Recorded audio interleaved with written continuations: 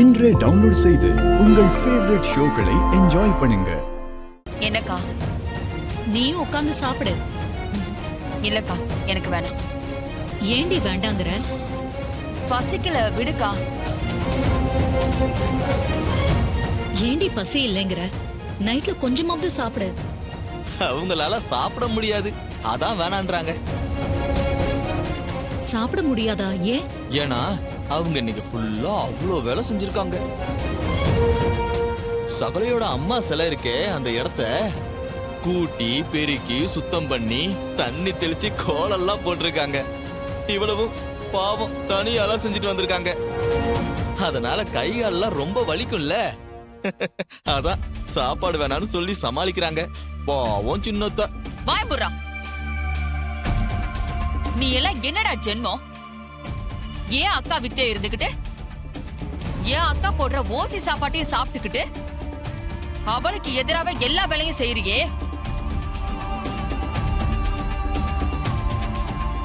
அந்த டிரைவர் இந்த வீட்டுக்கு வர வரைக்கும் நீ ஒழுங்கா தானே இருந்த. அவன் இந்த வீட்டுக்கு வந்ததுக்கு அப்புறம் தான் அவனோட சேர்ந்துக்கிட்டு ஆடாத ஆட்டம் எல்லாம் ஆடிட்டு இருக்க. ஒழுங்கா புருஷனா 4 காசு சம்பாரிச்சு பொண்டாட்டியோட குடும்ப நடத்த வக்கல்ல. இங்கேயே குழப்ப ஓட்டிட்டு இருக்கிற கேவலமான பிறவி நீ. என்னையே நக்கல் அடிக்கிறியா?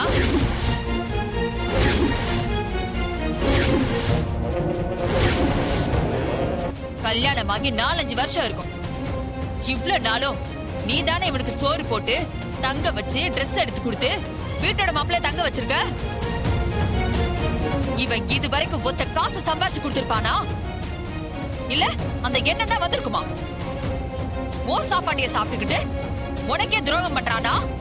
இவெல்லாம் என்ன மனுஷன்?